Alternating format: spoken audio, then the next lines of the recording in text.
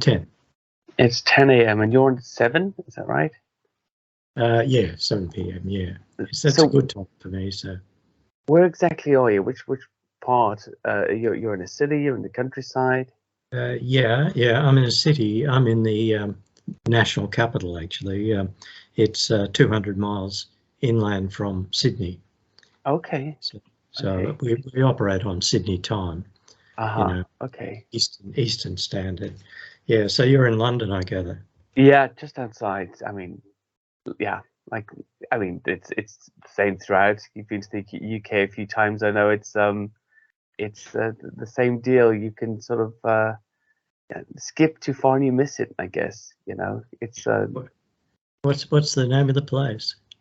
I'm in a little suburb outside of London called Thamesditton.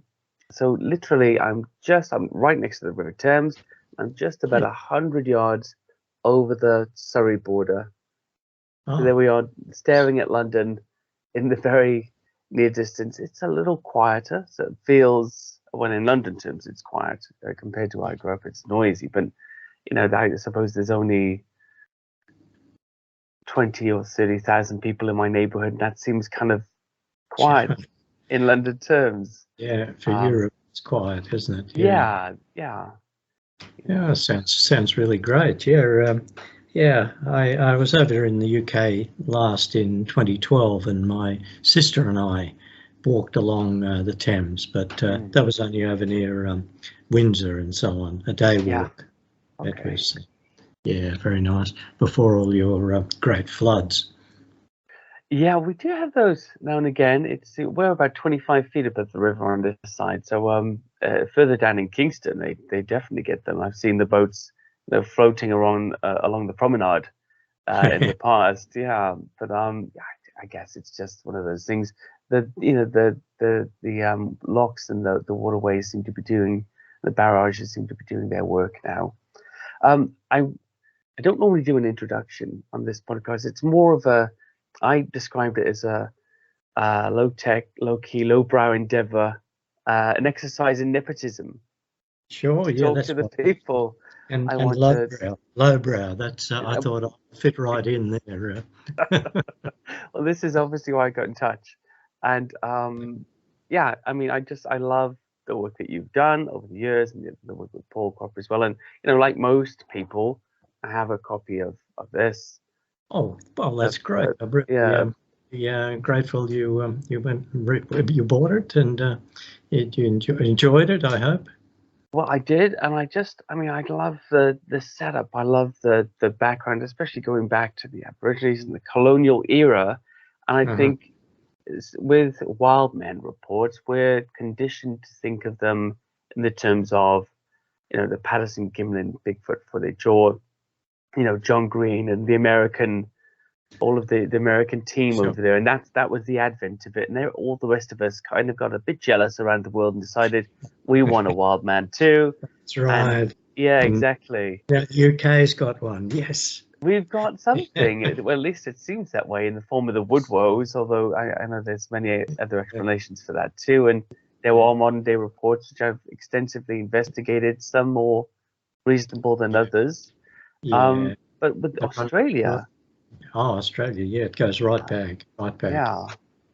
Yeah. So tell us a bit about that, about the origins of the Yowie.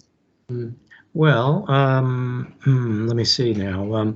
It seems that the Aborigines, at least of most Aboriginal people in Australia, most Aboriginal groups, firmly believed in the existence of big, hairy, ape-like creatures, although they didn't know anything about apes, of course. In the early British colonial days, the Aborigines had no knowledge of apes, but they described these 7-8 foot tall creatures, man-like, covered entirely with hair. The Aborigines then and still generally refer to the Yowies as men. They say they're ape-like men, whereas most non-Aboriginal people who see them refer to them as man-like apes. Uh-huh. So it's like just a slight different take on things. But yeah, they the Aborigines have, oh God, scores of different names for them, because as you probably know, there are at least 200 or 300 different Yes. language groups in Australia.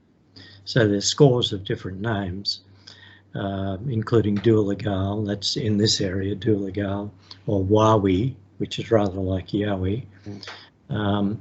But generally, when they're talking to Europeans or Aborigines of a different language group from their own, Aboriginal people will use the term hairy man.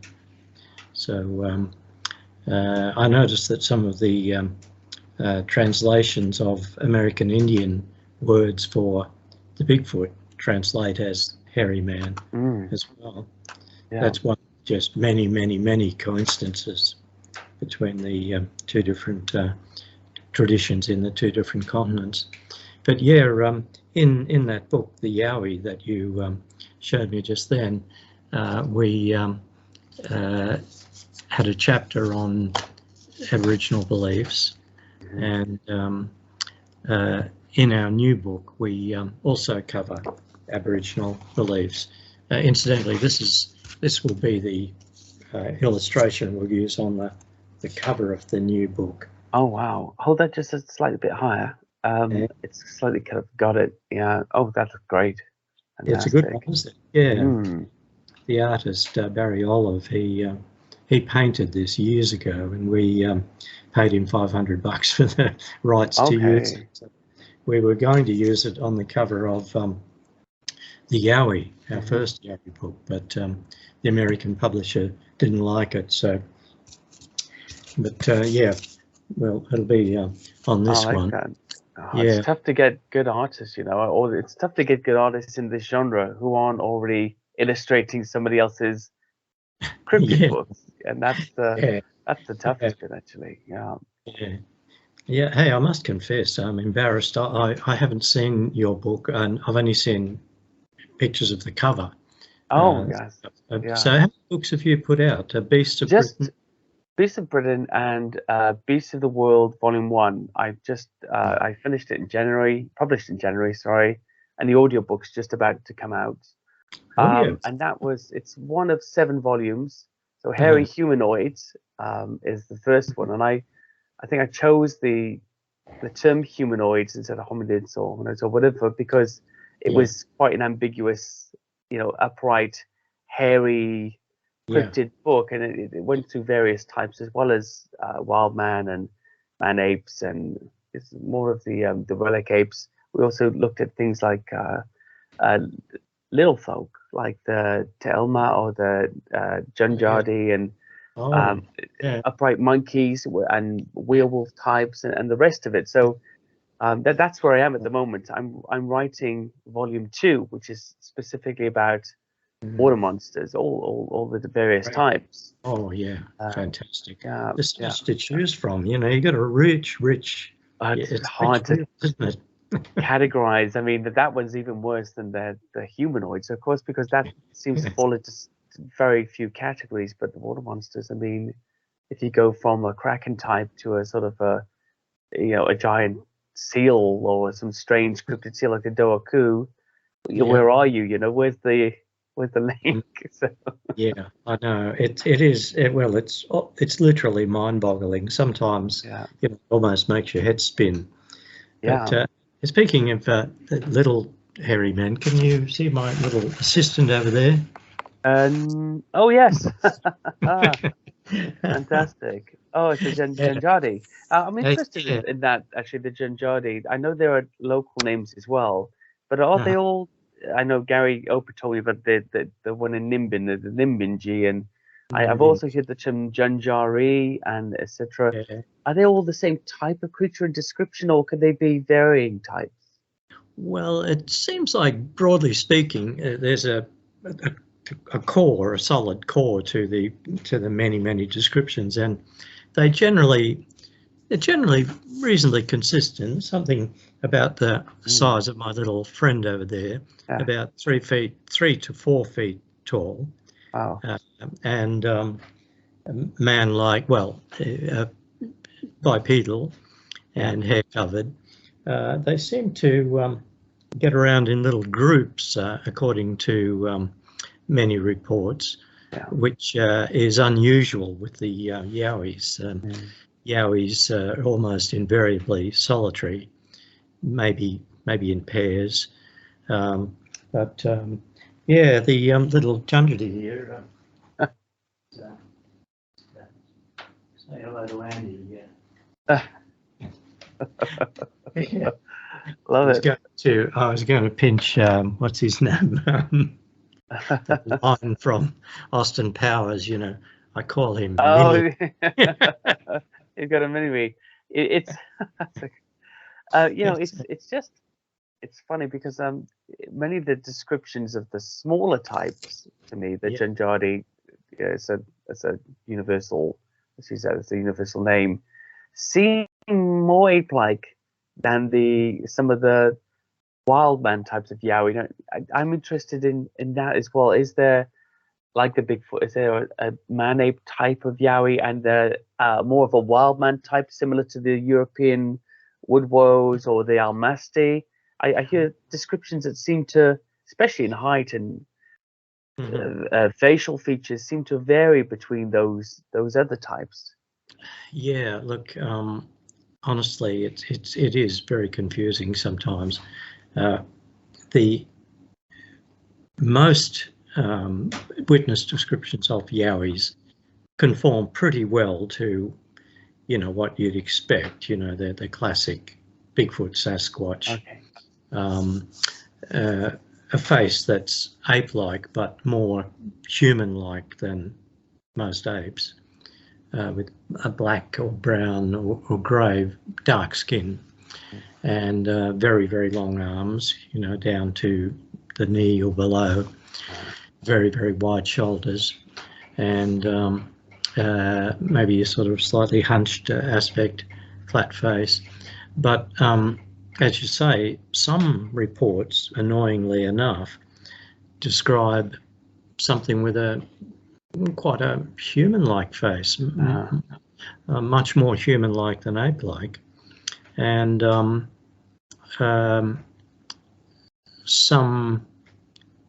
occasionally people say the thing had a neck as well. Usually the neck. There's these Yowies have shoulders. Head goes straight into the shoulders, but occasionally they say they see a neck. Incidentally, with the Junjidi, they often say it has a neck. Oh. So okay. yeah, and with the Aborigines, many of them say that the Junjidis have sort of magical powers, and some say that they can, the clever men or shamans can speak to them, and so they're a bit like the fairies of Great Britain, except they're covered with hair. Yeah. So they often Aboriginal people often ascribe sort of magical powers to the Junjidi. They sometimes do to the Yowie as well. So are these magical powers more to do with their ability to disappear, or are they more supernatural in nature? Yeah, disappearing, and with the Junjidi curing ailments. You know, that they're occasionally very fairy-like. Yeah, they're said to keep an eye on children. You know, to guard Aboriginal children, and they can be. The shamans can ask them to cure the child. In some cases, I've read about. So it's it's confusing, and it's difficult with the Aboriginal beliefs too, because often Aboriginal people don't want to talk to outsiders about the Junjidis or the big hairy guys. Is it a kind of bad luck superstition? That has been said. Yeah, it's bad luck, and also it's like, well, that's our business, you know. You've Okay. stolen everything else. You've got enough, basically. Yeah, We're not giving you the yeah, legends as well. yeah, Yeah, yeah, yeah, no, yeah. I get that. Some American Canadian Indians have said the same thing. Yeah, I think some of the different North American tribes get into trouble for talking too much sometimes. I mean, individuals often Mhm. get a bad name among Yeah. the tribe for, I suppose it's perceived as seeking fortune out of the private histories and legends Mm. of their people. And I understand that. I'm in one way, I have a modernist sort of perspective about it, not a typical one. I think in sort of European and European colonial sort of society, the offshoots of that, Mm. Australia and United States and New Zealand, we sort of fetishize the original peoples, First Nations peoples, in a weird way, where we're kind of, oh yeah, that's your thing and it's private. We understand that you don't want to share that. And in my view, I'm just kind of, we're all part of the world now. You know Yeah. everything about us. We sort of know everything about you. These things aren't at the same risk they were at when our ancestors conquered the place, and Mhm. nobody's actually trying to destroy your culture anymore. People are more interested in upholding it. So this could be a Yes. nice exchange and sharing point. Not that they're required to do so, Yeah. but I think we're a little bit sort of kick gloves now with people, and that in a way of, not to get off point, is a sort of uh, prejudice of low expectations or softly, approach to a people that are kind of hardy anyway. They've been through this whole thing. Their ancestors have anyway, and they've come out the other side. Why not Uh, just start on an equal footing? Hey, we'd like to know about your stuff. We yeah. promise we won't use it. Could you Yeah. share a bit of information? Yeah. That's my approach. I'm not sure if it's successful, but Yeah. you Well, know, yeah, that would be a reasonable attitude. I think that's about yeah, my attitude. But yeah. yeah, yeah. I try to be very cautious though when I'm approaching Respectful. Aboriginal people Yeah, about. And of course, in North America, particularly in the States, uh, Native Americans have to be careful that if they say, "Oh yes, they do exist and they live on that mountain over there," yeah.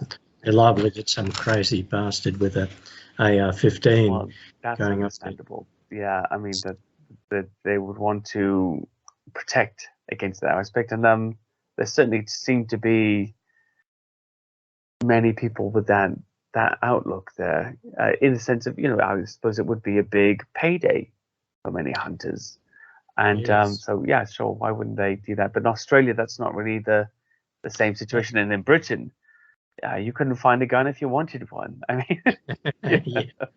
you have to Yeah. jump through hoops. Yeah. Um, yeah, yeah, But in any case, I've got to the stage where I don't know where you stand on the yeah. flesh and blood school and the paranormal school, Oh but yeah, yeah. I've got to the stage years ago that I think there's something distinctly uncanny about Uh-huh. these creatures, and I don't think you can kill them. Honestly, That's I think interesting. yeah, the number of people I've spoken to who've shot them in the Yeah.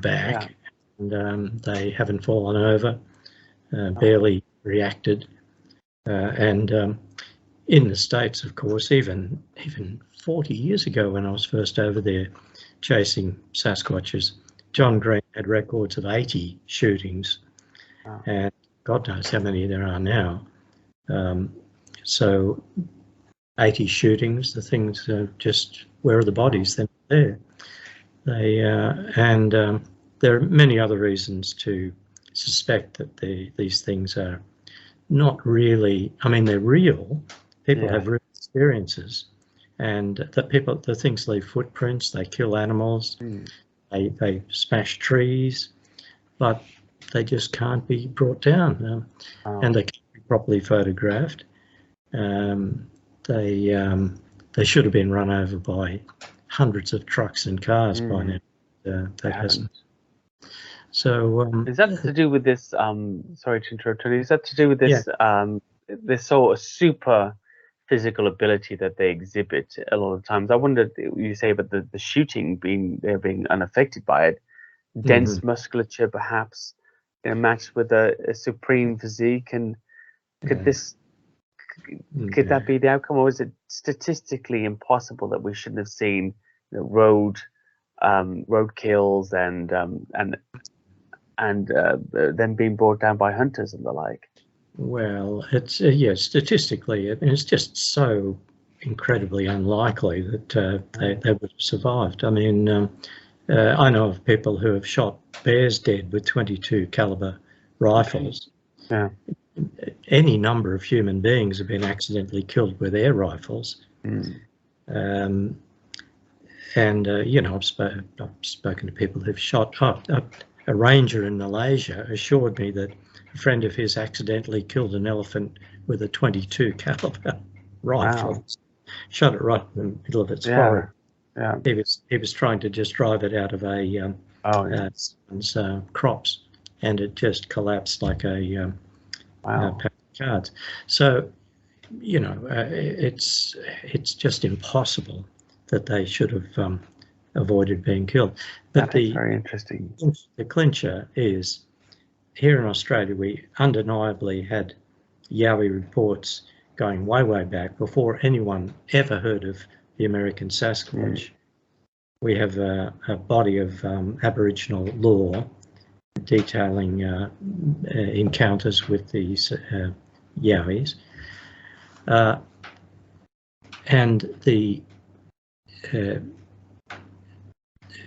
physical description of Yowies matches very, very closely to the physical description of the Sasquatches and Bigfoot. And their behaviour too is, in most respects, almost all respects, just identical. Wow. So it's absolutely beyond reason that we could have thousands of man-like apes running around in sheer, unphotographable, unkillable, and in all over North America, in every state. Yeah. There's thousands more in that nest of gun-owning crazies. I mean, it's just insane. It can't be. Yet the people who see these things are undeniably, they have a real experience. And the tree breaks are real. Yeah. The footprints are real. The animals with their heads ripped off are real. Yeah, well, I was going to say. What's going on? Yeah. Let me ask you this question, actually, in relation to that. I spoke to somebody about this recently in regards to the human mind. Being an exploring and a conquering mind often creates paranormal explanations for failure to understand. Now, what I mean by that, or failure to capture and conquer, I often wonder when I look at some of the paranormal arguments for Sasquatch and Nessie, even, is this because we can't comprehend that there's something we can't sort of beat in a game of hide and seek, of go find, and we're like, well, it must be. I was in the woods, I saw the creature, it disappeared, it vanished into thin air. Whereas perhaps for a creature like that, who knows every leaf and every branch and tree in the same way we know our living room, our neighborhood, the ability to duck out of sight in an environment that you understand fully is intrinsic to being in that position, but one that we can't perhaps understand. Similarly with the game cams, it's got camo on it, it's a camouflage game cam. How are they spotting this thing? And of course, somebody stuck I don't know, a camera disguised as a book on your bookshelf, you'd get it, you'd see it, you say, okay, this is something's odd here in my house, something's out of place.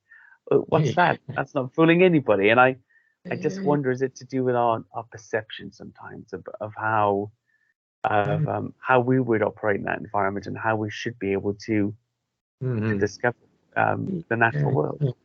Well, yes. Well, I mean, we've toyed with ideas like that. We've, been all over those sort of explanations over the years, and maybe that's the way it is. But I mean, well, you know, there are many other things, like the way their eyes evidently glow illumination. Yeah. when there's no torch to reflect, and the way they appear to be able to mess with people's heads, you know, infuse the people with sort of absolutely incapacitating fear. Yeah. It's that's common in North America as in Australia. Yeah. We Paul and I call it the nameless dread. You know. Have you ever felt that, Tony, whilst you've been out in the bush? If I have, it's been a pretty mild dose. I remember being very scared one time in the Blue Mountains in the fog on a cliff edge. I was camped on a cliff edge like an idiot. And in the fog, and that afternoon, Paul Cropper and I had gone to see American Werewolf in London, and which freaked me out a bit. That'll do it, yeah. So, yeah, I don't know. I was beyond just jumpy. And in the USA one time in Washington at the Lummi Indian Reservation, I was walking around in the afternoon, actually, not in the dark, through some fairly thick scrub near the dump, the village dump, where a couple of native policemen had seen a sasquatch just a week earlier, and well, I don't know, I felt really frightened. It just got worse and worse, but it wasn't that the level of fear wasn't as bad as what has been described to me by many other people. You know, so some of our witnesses, even years later, decades later, they start crying when they're talking about this, like a PTSD or something like that, and they get the goosebumps and everything. The hair standing up on the back of their neck. Sometimes. Do you have any scientific theories on what that might be? If it's a natural ability, like infrasound, people talk about sometimes, and things like that. Yeah. We went over infrasound. I think we devoted half a page or something to it in the Yowie. But that's interesting. Infrasound is very interesting, and maybe that's the way they do it. But it. Sorry, I'm jumping ahead, eager to ask you questions, and I'm not letting you get finished. I apologise, but no, it's all right. I'm a bit tired tonight. No, you're fine. If it helps, I was up all night with the kids. Jump in if I start wandering. I mean, no, you're absolutely fine. It's just this is now. I know Australians are reasonably polite, but obviously British people, it's almost like a game of chess sometimes. And we often polite checkmate each other and other people in an inescapable situation. Do you? Do you? I'm just going to ask I love that joke, by the way. I was going to ask in reference to the infrasound and other things like that, and I know I've heard some reports, but is the terrible skunk-like smell, is that also attributed to the Yowie? And do people often smell it before they have their sighting? Does it come first or after the sighting, almost as a deterrent not to follow? It's usually, I suppose, before, sometimes during, and sometimes afterwards. They in the same area, they smell it. But sometimes during the event. You remember that case of the what's his name? The ranger who you may remember. What page is that? I'm just trying to. There's a good illustration. Where the heck is it? Yeah.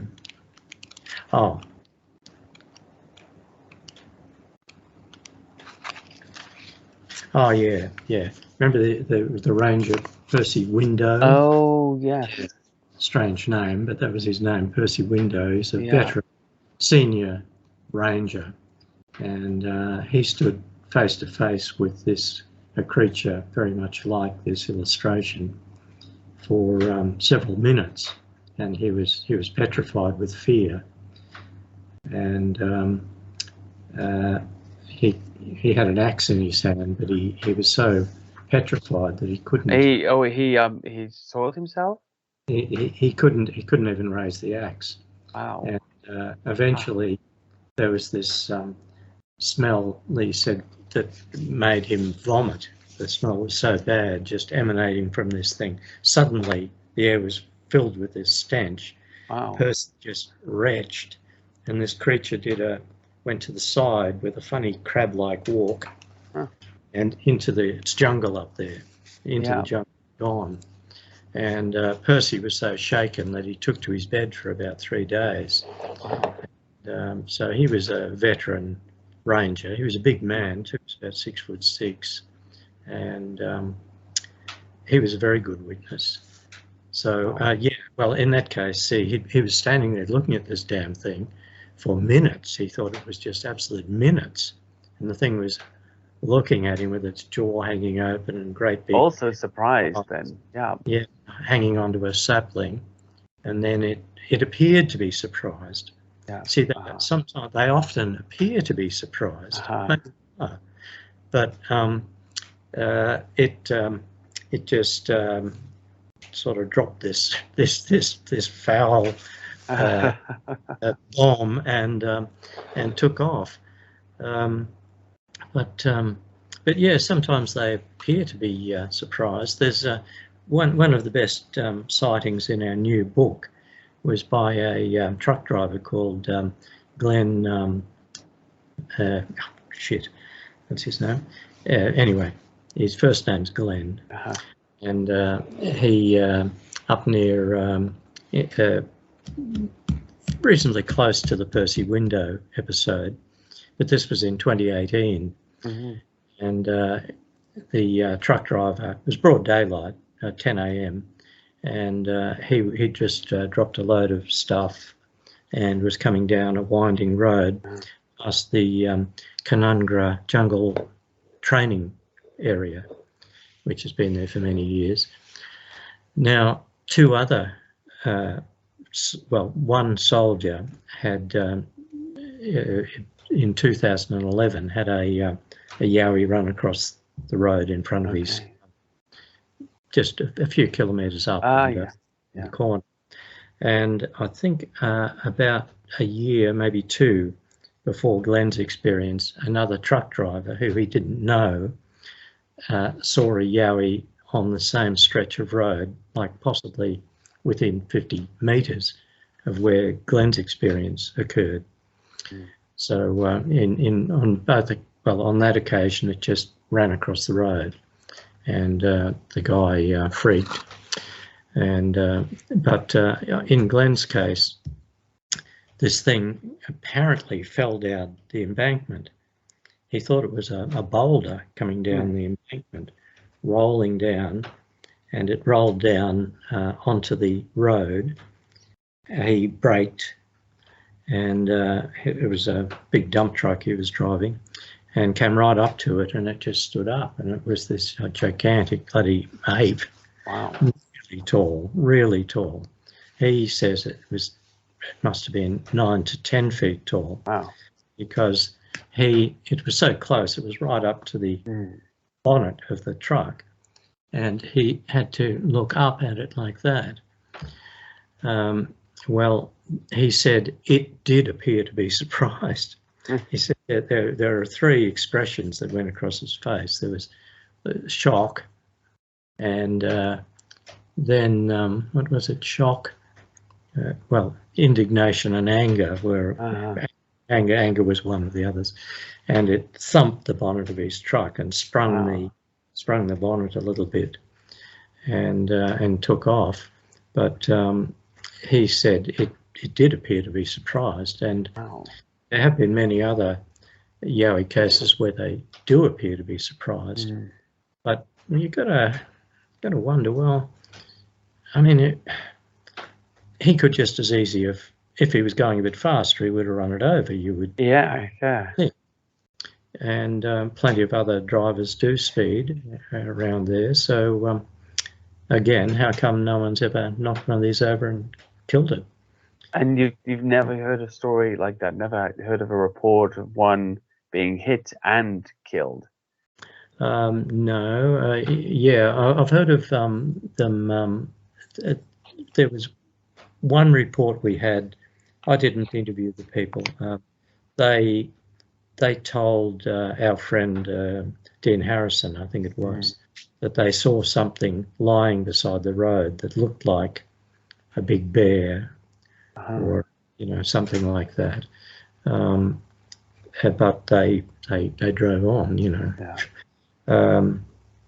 Then I think, oh yes, in the very quite close to where Glenn, the truck driver, had his experience, there was the case that we're recorded in here where a young lad driving too fast at night in his new car had collided with a Yowie. But if he hurt it, it got up and ran away pretty quick. That was the one where Dean Harrison went and interviewed the kid the following day, photographed the car. I love that sighting. I just think the book, by the way, the previous book, and I will be buying the new one, is just full of all the things I love. There's a history, there's the witness statements, and the most important of all, of course. Yeah. That's always the point. And although people, from a scientific point of view, say, well, that's soft evidence. Yeah. Actually, within our society, witness testimony makes up so much of what we consider to be absolutely valid evidence. You can be convicted on such in many cases. Yes. Especially with corroboration, and my favorite, the antagonistic witness, the unwilling, uninterested witness who can't unsee what they've seen. One thing, just finally on the hour, that struck me a little bit when you said about the road sightings and the surprises. I'm wondering, are most of the sightings road sightings? And is there a reason for this? Is it just because that's when they're, I suppose, mostly out of the scrub for a moment and probably don't know to judge the speed of traffic as an animal? Or do you think in some way there's some sort of exhibitive behavior taking place? And you seem to implicate it slightly there that they are, almost seeking attention from that encounter, or at least confrontation. Yeah, well, I don't know. I mean, years ago we thought, well, okay, most of the sightings of wildlife by ordinary civilian people in Australia take place on the road, because you're zooming along, you might take them by surprise, and at night, of course, you've got powerful headlights that dazzle the animals. So I think most ordinary people in Australia are more likely to see animals by the road or on the road than elsewhere, apart from common animals like kangaroos. You can see hundreds of them in the fields here and there.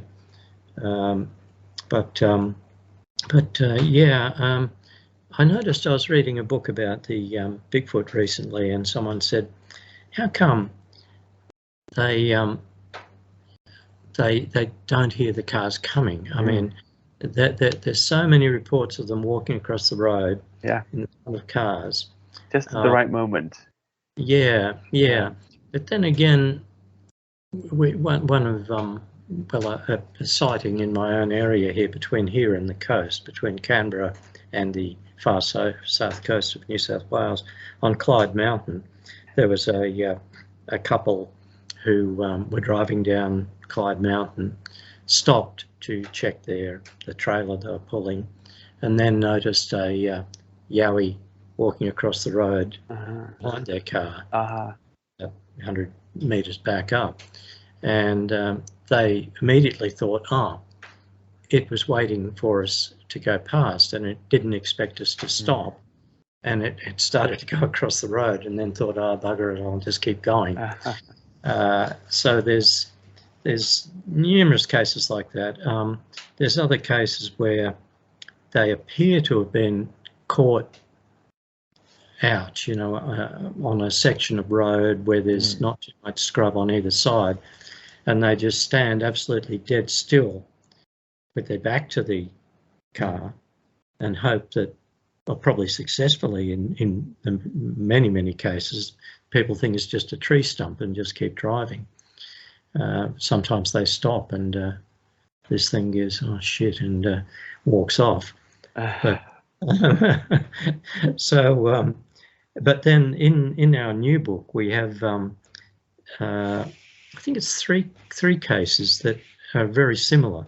The witnesses were women, and the creatures seem to be showing off to them, like displaying themselves.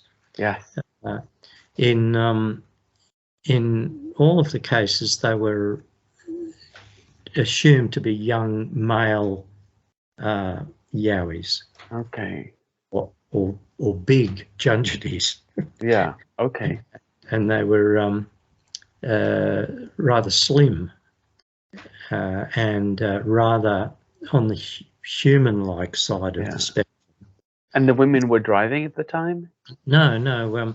One woman and her daughter were riding horses, and they came up on one side of a ridge and straight into an open paddock, and this thing was just standing there, and it was had reddish hair all over it, like a red setter, they said. But very nice, well kept. They kept saying, what a wonderful, beautiful looking creature. And it was very slim, only about 5 feet tall. And it looked at them and then ran off. But it didn't run away. It ran away, but in big zigzags. And they both had the impression that it was showing off. And it was very, very athletic. None of this stomping, great big hulk. Smooth and sleek and agile. Yeah, and another odd thing was their horses weren't freaked out, and they were able to encourage their horses to follow this thing. They got to they were always within about 40 meters of it, and then it gets funny, paranormal, cue the ning nong music. Yeah. This was a bare paddock. There was some hundreds of meters away, there was heavy scrub. Yeah. It was a bare paddock apart from a small grove of saplings, stringy bark saplings they're called, about 20 centimeters in diameter. I know what you mean. Yeah. And straight and bunched together.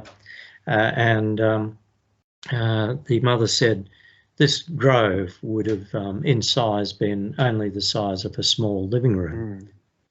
So this thing went zigzag into the saplings. They rode up immediately and went in. The thing wasn't there. Wow. And Paul Cropper was interviewing the lady, and he said, "What do you mean vanished?" She said, "Vanished." And she said, I don't know. It just vanished. There was no hole in the ground. None of these trees were big enough individually to hide the thing. It was hundreds of meters from the scrub. It was gone. Another similar event happened at northern New South Wales with a very big Yowie. A man and his wife saw this thing go hurtling down their paddock and behind a large tree. And the man went down there and the bloody thing wasn't there. Wow. He rationalised it by thinking, well, there were other trees sort of behind that one. Oh, because it used the angle of the tree to in line. Yeah, but he said, I don't know. He said, I was certain it was behind this tree. It must have been, but no. I mean, these are the stories. These are the things that I think allow us to entertain that paranormal side, and yet in behavior, in predation, you know, in interaction and physical sign, we still see an animal that seems to live in a natural environment, and that's a no, it's a strange thing. I often wonder, looking back into history, those first people that observed an octopus camouflage itself to a rock, or a chameleon, or the people that first observed that behavior without scientific understanding, would they have considered that a magical power? And are we looking at something similar right now with this creature? Maybe I don't think so, but maybe look. I mean, you're only half my age yet, so yeah.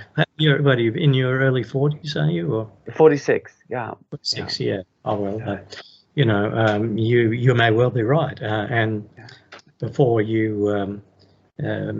many years go by, you or somebody else might capture one of these things on film or find a rotting body of a Sasquatch, but I don't think so.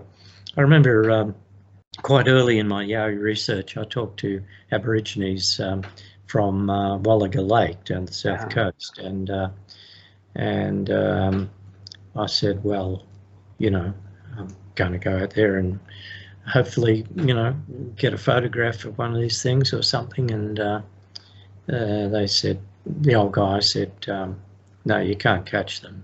I said, but you said they're real. And he said, yeah, they're real, but you can't catch them.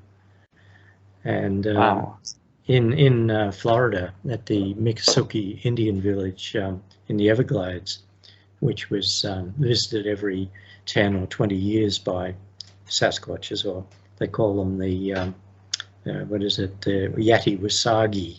That's their name for the creatures.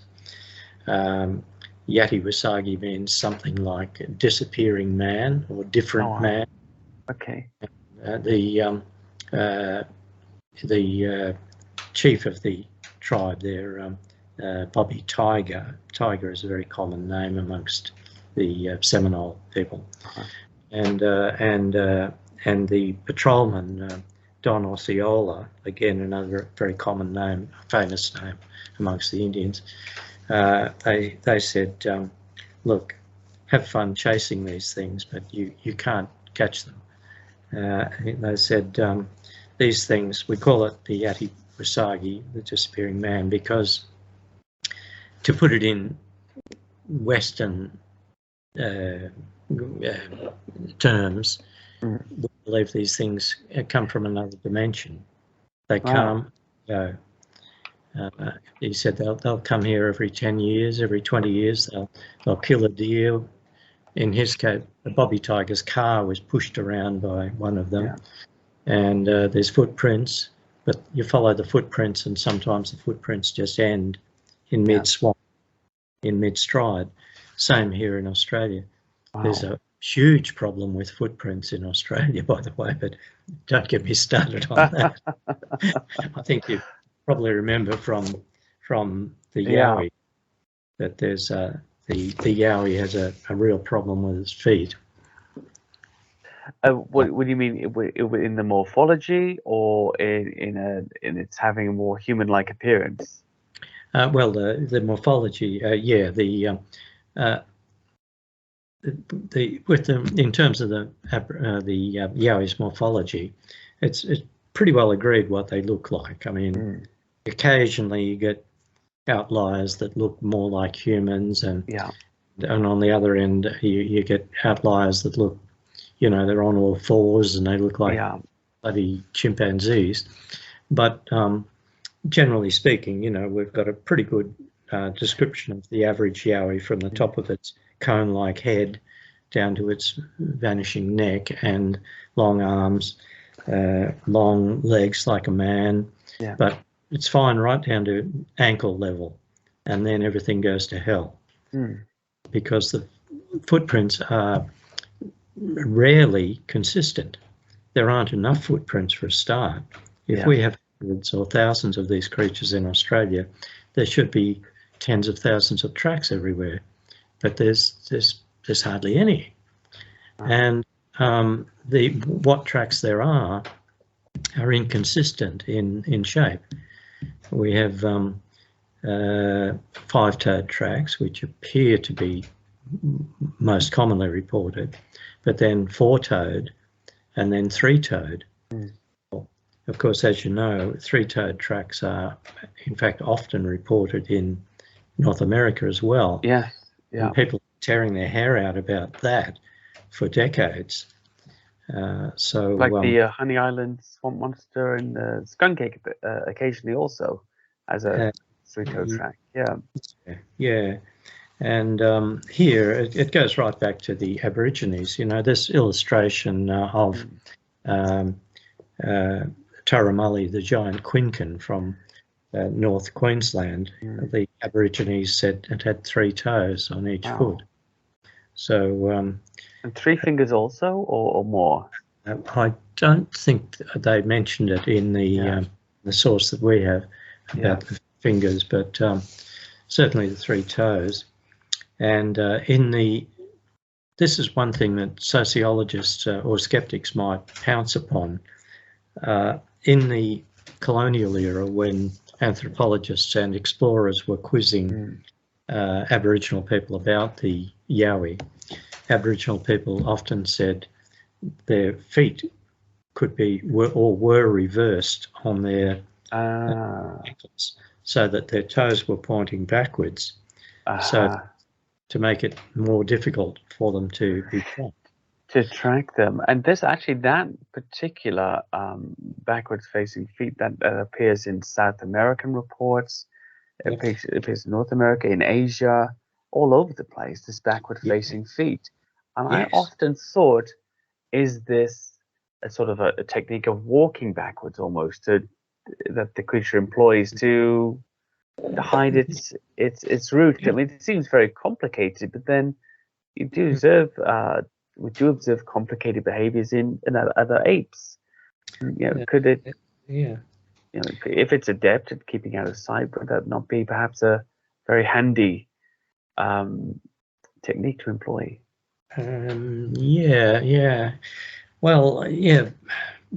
In any case, I agree. They certainly the the reversed foot syndrome crops up all over the world. I heard it in an obscure place, Andros Island in the Bahamas. Oh wow! The Yahoo, sort of a medium foot, you know, about a 5 foot tall ape-like creature, but with a tail that the local people believed in, and they said if you run across tracks, bear in mind that the toes are pointing backwards, so it's the other way. So they said, well, go the way the toes are pointing and you'll get away from the thing. But of course I didn't see any Yahoos. No. And this is there's the rub, I guess. Something interesting actually, and in Beasts of Britain, and you mentioned this with the Janjadi or Janjadi fairy link. In Beasts of Britain, I wrote a little chapter there, and it was called "The Little People or the Hairy Fairy Folk," and it was literally trying to dig into some of the old myths and legends here and equate some of them to perhaps a diminutive form of primate, like the Janjadi and the Telba and the Orang Pendek, or these different variations. And I wondered in the past if we had a population here in Europe that are now extinct, and these legends are perhaps the aftermath of those, because those peoples, like the Aborigines that still speak of them, their legends, their fairy-like attributes are similar, it seems. Yeah. What do you think about that? Well, I agree that the British fairy lore and Irish fairy lore has some features in common with the Yowie and the Janjadi anyway, and but when you look for links between different phenomena, have you seen that book, The Hidden Sometimes Overlaps? Oops, we nearly lost it again there. No, it's all back. And Sorry for us being so rudely interrupted by technology. It's all right. It's all Yeah. right. So you were Yeah. saying about the I was just the briefly hairy fairy link. going to mention. Have you seen this book by S.D. Tucker, No. The Hidden Folk? It's about fairy lore, and he says, "Are poltergeists and fairies just the same thing?" Wow. When you examine a lot of poltergeist cases, you find that there's Okay. Yes. Another fairly correlation. correlated. Yeah, and that had occurred to me too. Paul Cropper and I, we were embedded in an ongoing poltergeist case back in 1998. I don't know whether you're aware of was our third book, Australian Poltergeist. I had no idea that you strayed outside of any natural research. Oh, sure, yeah. We're into all kinds of weird stuff these Very days, but interesting. mainly, mainly. Just a bit higher there, Tony. We can only see the top of the book. A bit higher. Great. Got the whole thing. Yeah, fantastic. Yeah. That's very interesting. Yeah. Well, in this case, we went to the Northern Territory to investigate a Yowie outbreak, but at the same time, you know how sort of strange coincidences often seem to occur when you're doing Fortean research. Yeah, it happens to me and Paul Cropper all the time.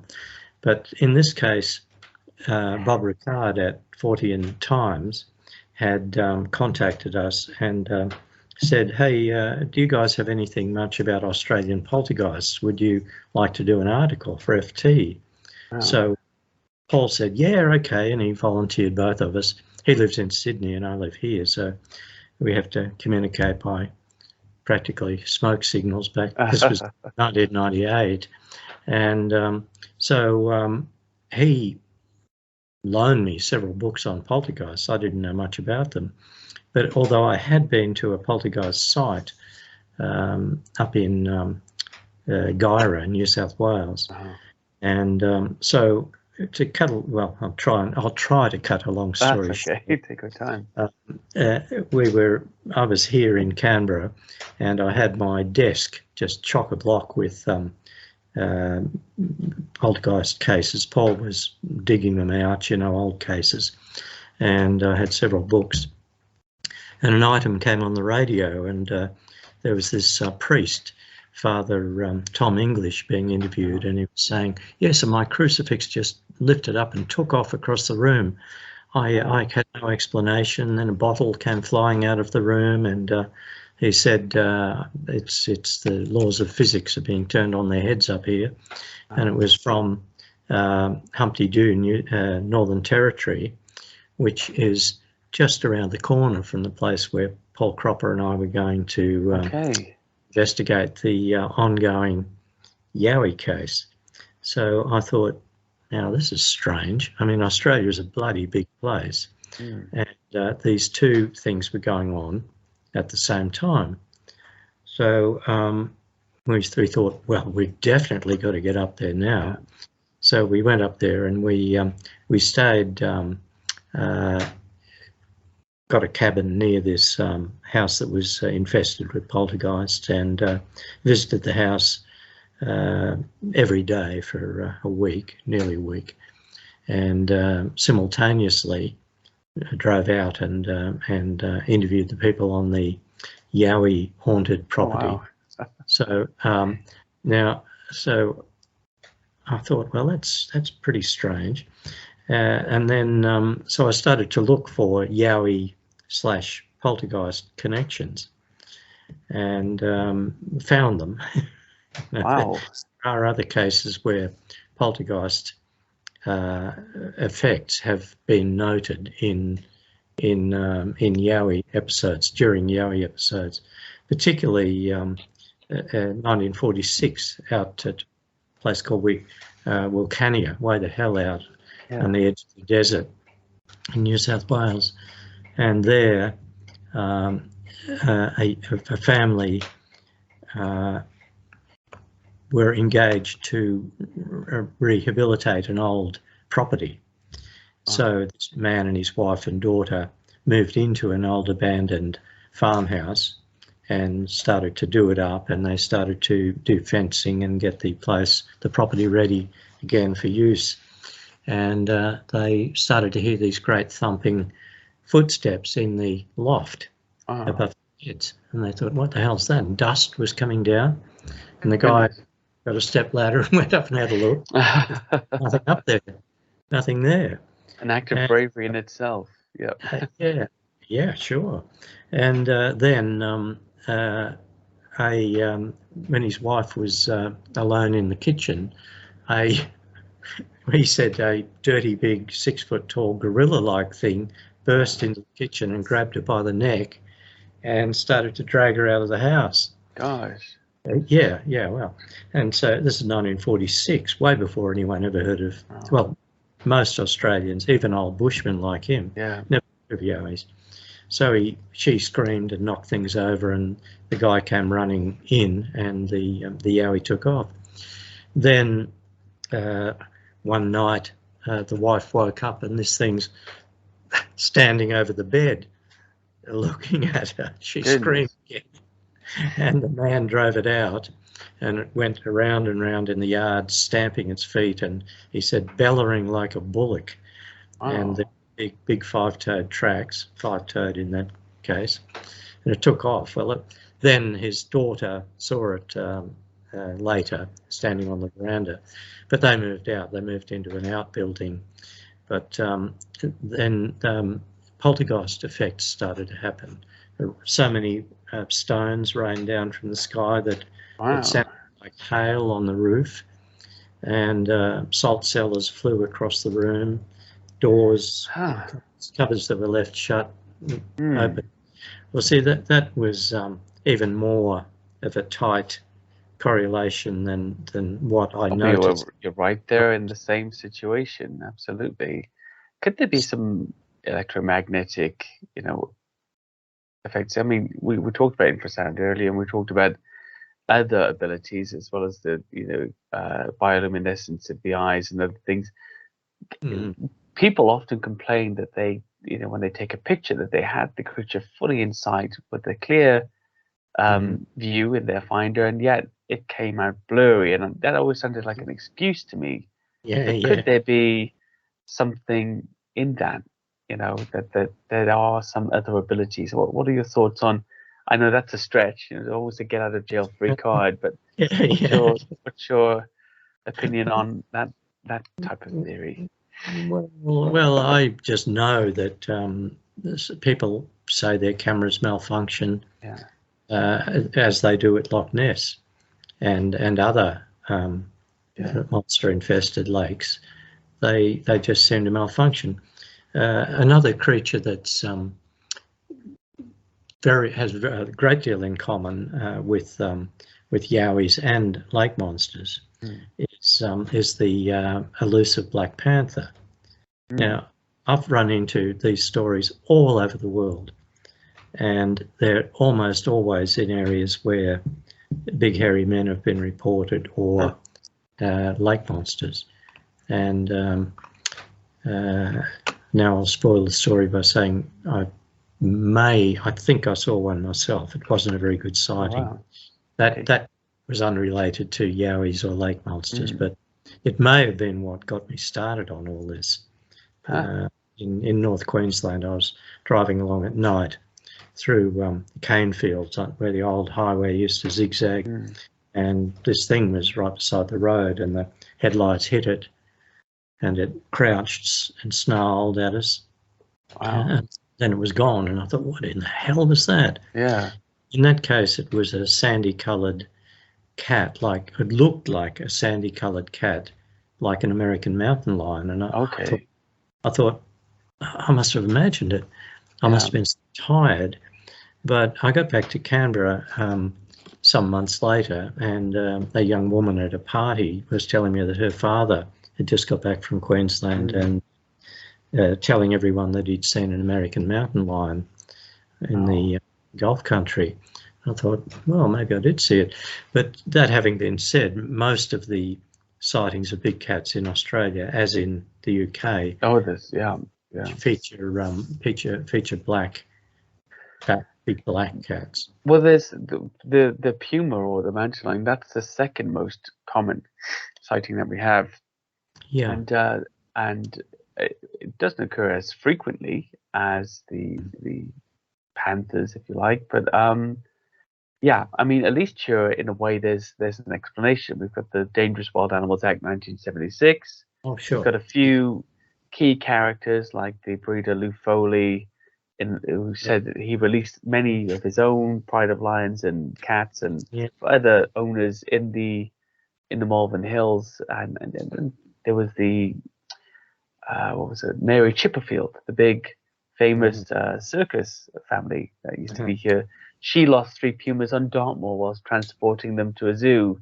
Incidentally, her 3 favorites, and so on and so forth. There just seems to be a good line of sight from the moment the real massive sightings started to occur, and when these creatures were essentially made illegal to keep as backyard pets.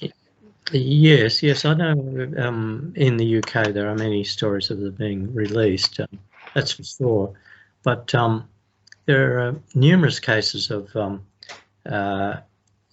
sandy-coloured cats, pumas, cougars, being seen either hand in glove in company with big black cats, or in the same limited areas. Yeah. That happens in every region of Australia, and it happens in the UK. I know, because and it happens in significant places. Loch Ness, for instance, on the shores of Loch Ness. So, but again, it's like, how I was saying, one reason I think that the big hairy men can't really be ordinary animals. They're real, but they can't be ordinary animals, because they're seen in at least 2 different, well, they're seen in every continent, but the ones in North America and the ones here are bloody identical, and they're seen in every state and territory of Australia, and in every province of Canada, and every state of the USA. It's the same in a way with the black panthers.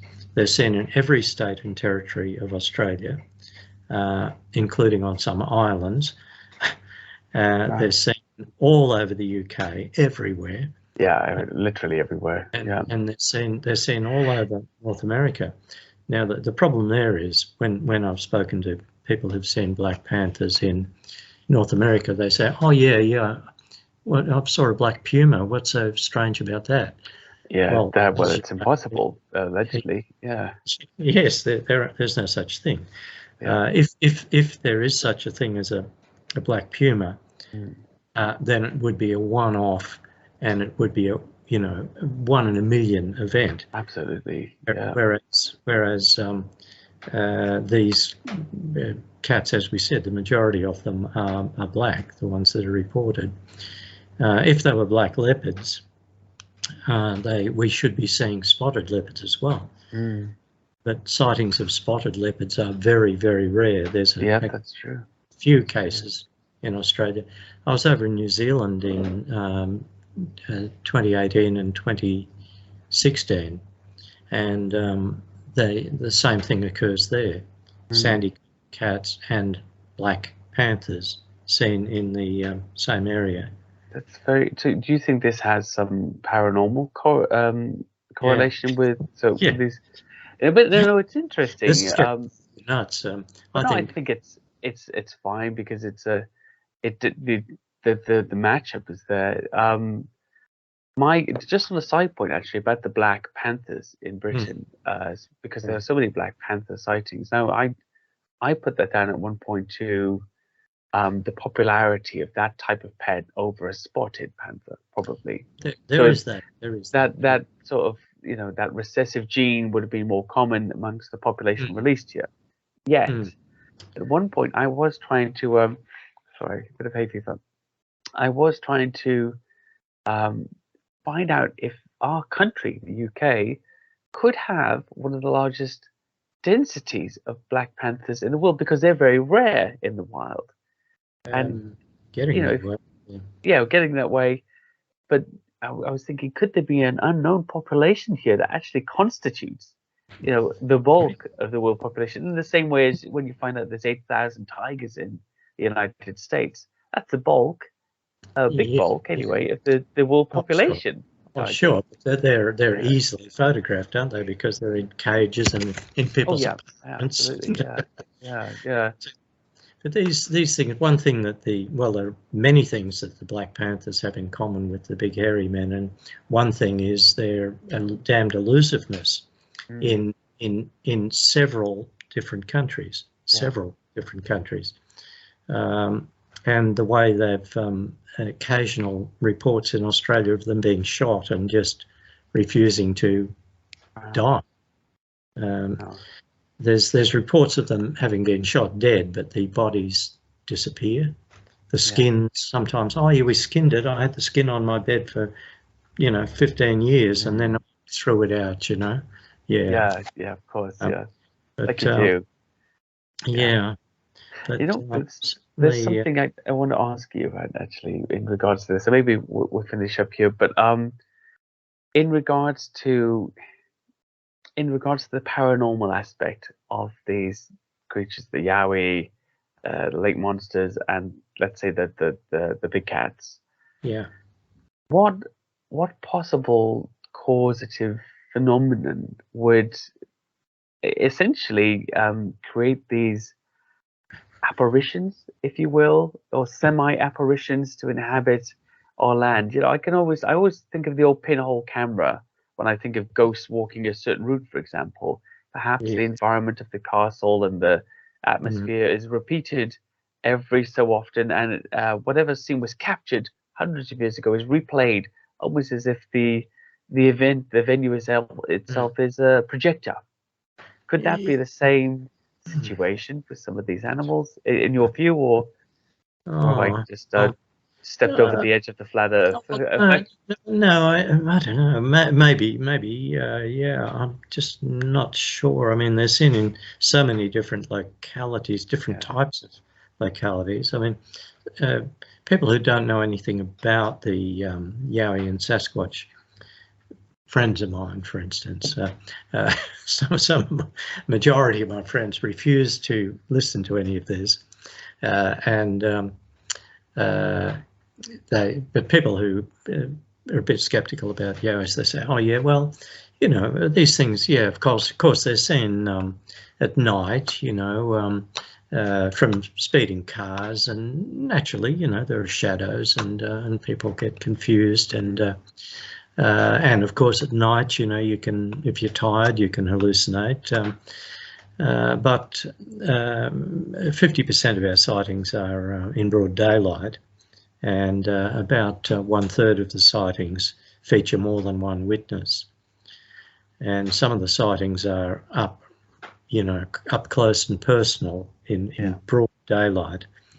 So I forget where I'm going with this. Well, I think you were just talking about the I suppose the reality of it really is a phenomenon, as opposed to just a paranormal apparition or a replay of events.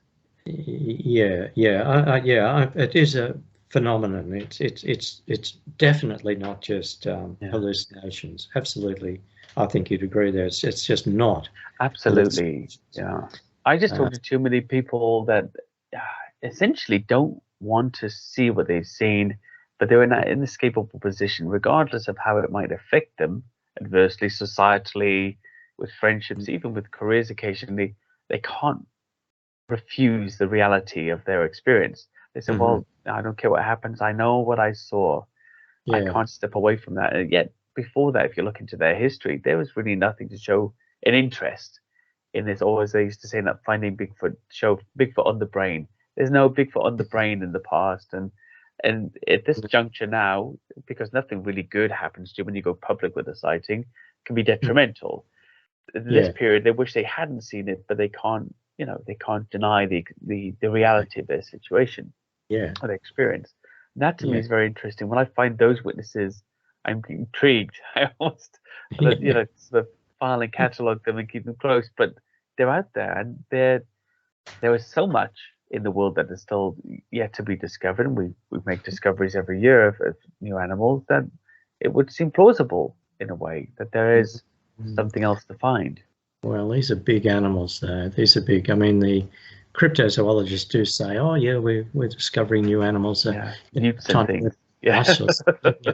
Occasionally a biggie like a megamouth shark. That's what, 30 years ago now.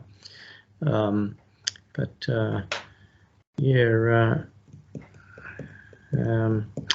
anyway, look, I got to apologise for always coming back to the paranormal. Paul Cropper, when I told him I was going to do a Skype interview, he said, "For God's sake, don't go all paranormal on the guy." Go. Sorry. But it just really, that is the case, I think. But Paul was very reluctant to go down the paranormal road with me until just a few years ago now. He was still, when we put this book out, he was still saying, "No, they must be real because, of case number so and so. Look at that. There were 3 people, and this damn thing was right in front of them. There were footprints. There was twisted trees. The horses all freaked out. The dogs freaked out. So I mean, if they're hallucinations, why should the dog share the hallucination with you?" But now he's finally come around. I browbeat him into accepting that there's something pretty damn strange about it. That's fine. I think maybe the question is, can a paranormal entity be a physical entity as well? And if yes, then there's no problem with the theory. Really, perhaps it's the perception of how paranormal is immaterial in our minds. Perhaps paranormal doesn't have to be immaterial, and that's the crux of our definition. The flesh and blood say no, it's material. The paranormal say it's immaterial. But could it be paranormal yet material? And that's the well, they're certainly, when they're here, they're solid enough. That's for sure. They appear to be able to just disappear like that. It's very perplexing. Yes.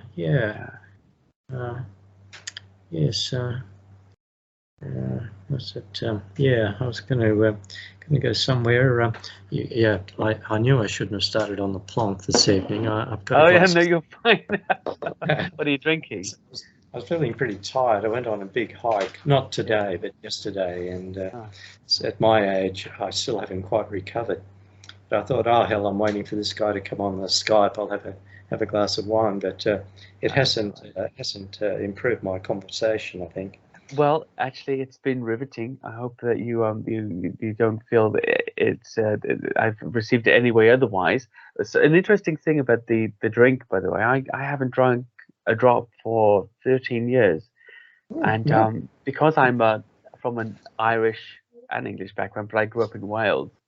I live in England now. The joke amongst my family is the reason I'm living in England is because I was deported. Really? Not really. It's a joke. Deported for not drinking alcohol. Sorry. So that's the.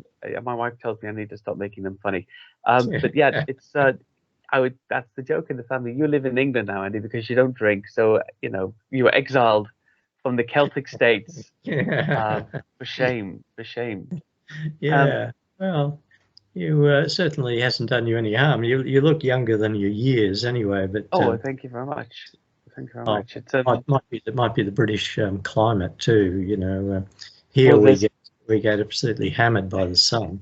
This is my suntan, believe it or not, Tony, and I'm not even joking. It's that Celtic pale is it takes some time to bronze off. I think we'll leave it there, but thank you so much. So just quickly, where can people find you and find your books if they want to get in touch or to buy your previous the Yowie is 2006 book. This is one of my favorites as well. Absolutely. Oh, thanks for saying that. Yeah. Well, that's available on Amazon, of course. And I believe Australian Poltergeist you can still get through Amazon. Fantastic. Our first book, Out of the Shadows, unfortunately is out of print.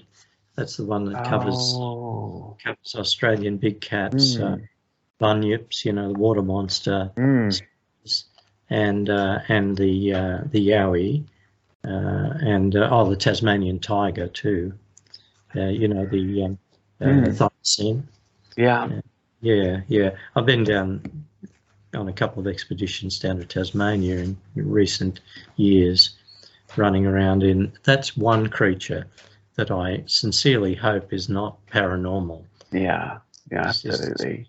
Maybe hanging on by its fingertips. Much hope for the mainland Tassie. What do you think about that? The mainland thylacines, well, certainly.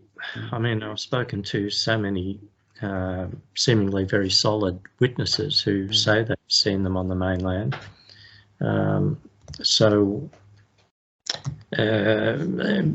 There's some suggestion that they may have been reintroduced to the mainland from Tasmania in the early 1900s, because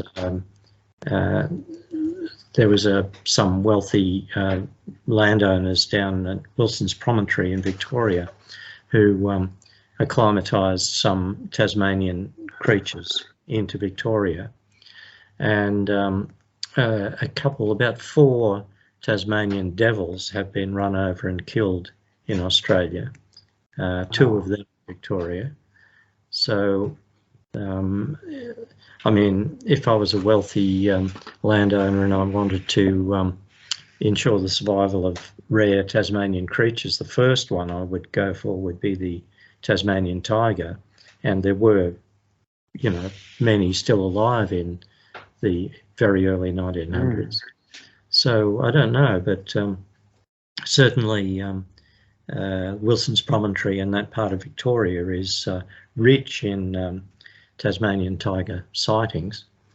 But again, nobody seems to run them over on the road. They run over everything. Well, that is a thought, perhaps a little more sort of inland. Well, it's a favorite in our house with my 2 young daughters, and they've got some of the figurines of them, and the older one is a bit of an artist. Is always drawing pictures of Benjamin, the last Tassie from Hobart Zoo, and sad. Talking about could they still be real, and she's more skeptical. The younger one thinks it's all still real. So this, I don't know. Well, the last time I was down there was 2015, and I was sort of just trying to hang on to the hope that they might be there. Yeah. Certainly, it's not difficult to find people who say they've seen them. Yeah. But it must be what would you call it? A functionally extinct creature, even if still existing in pockets within the mainland.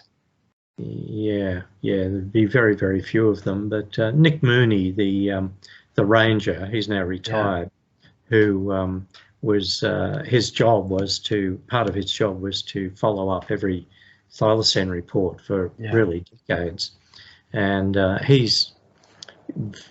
for a long time he was very skeptical. After about the early 80s, he thought, no, there's no chance. Okay. But, when I spoke to him in 2015, he said, well, there's a few reports that I just can't explain away, can't shake them. And he said, look, there is a chance, there might be a few pods of them in a couple of areas. Whereas in the colonial era, they were relatively easy to catch and kill. So maybe the cautious ones, the shy ones, withdrew to the really dense bush and schooled their children or offspring into also being very shy of humans. So hopefully that's the case. But then again, some of the people I spoke to said they saw them way over in eastern Tasmania. crossing the road, you know, like Sasquatch. So if they're there, I hope one isn't run over, but I hope someone with a dash cam gets some reason. I mean, that's the hope these days, that everybody's got a dash cam. And if these road sightings of all types of things, the Sasquatch and other things in the Yowie, are as common as we think, then the age of the dash cam should hopefully add something to that. And if it doesn't, I think your theory would have more weight, really, because we've got so many road sightings, and you would expect the dash cam captures to increase over time. Yes, and yes, that indeed. doesn't seem to be the case yet either. Certainly, I have my dash cam going all the time. I mean, in Tasmania, I had 2 dash cams pointing forward and 2 pointing to the side.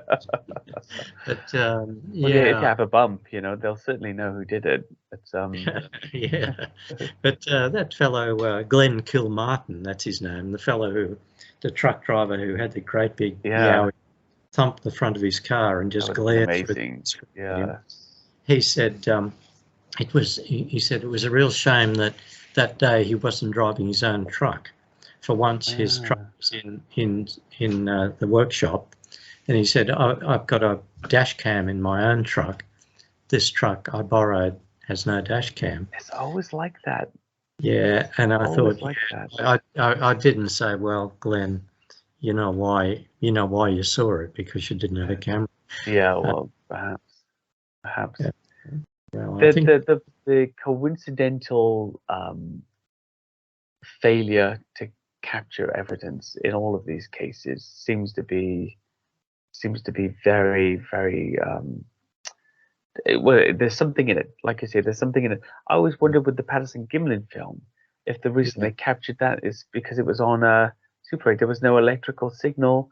They had the scent of the horses with them.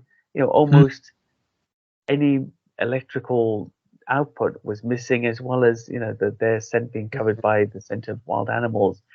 And in going out and looking for some of these things, I've often tried to take just a nice sort of manual, you know, old school camera with me. Nothing that is something you have to wind, and it doesn't have any charge to it, any electrical output. And I wondered if that would help. It's never helped, by the way. But that's kind of philosophically what I'm trying to go in some of the endeavors and adventures. Yeah. I don't know. I walked around North America for a full year with a Nikon EL2 around my neck, and I always had my thumb on the I was right there. I saw nothing, but I used to refer to it as my Sasquatch repellent camera. Let's hope it works on bears and other things too. Charlie, I'm gonna hop off, and thank you so very, very much for spending so much time with me, especially post hike. And I'll post this in a few days. And anybody who's watching, there'll be links to Tony's books and where you can find him and everything else. Tony Healy, thank you so much. Thank you, Doug. Thanks, Andy. Yeah. Cheers, mate.